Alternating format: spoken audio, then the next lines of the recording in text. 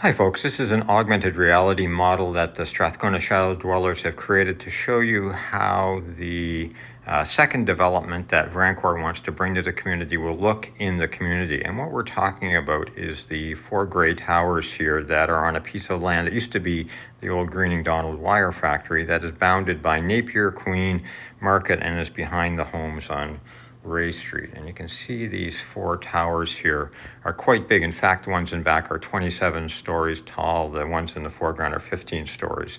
And in comparison, you can see this is the Queen 75 development at 23 stories, and these are even taller, the ones in the back. So let's talk a little bit about what we're going to see here.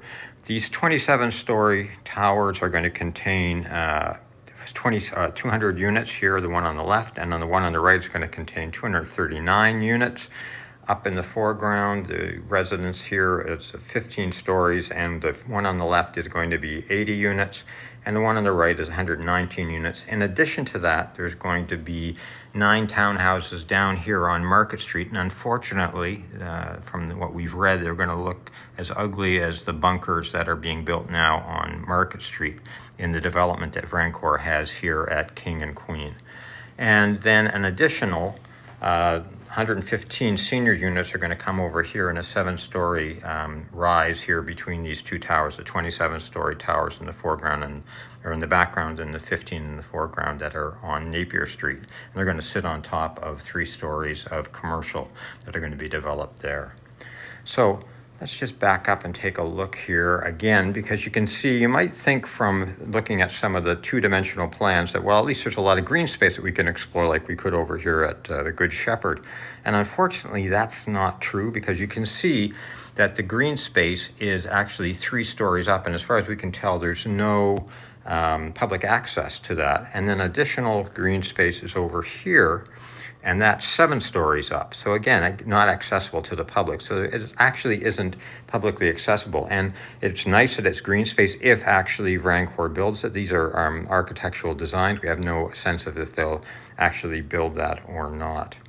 So let's take a look at the whole unit in the sense of the whole community. And you can come back here, come down to street level, and you can really see, no matter how far away you are, that it's really going to impact the skyline. And it's also going to create, and if we can just go around here past King Street, and as we go by, just a reminder, this is also a development, the brown one here that Vrancor is building. They're currently building the 12-story hotel. They hope to build a 25-story tower. That project is in front of the Ontario Land Tribunal, and there's going to be a hearing in June about that, and we're going to be paying attention to that.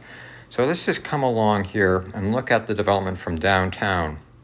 And you can really see it creates a solid wall between downtown and the Strathcona community, sort of this wall of Jericho, separating the 2 communities, which is not really healthy.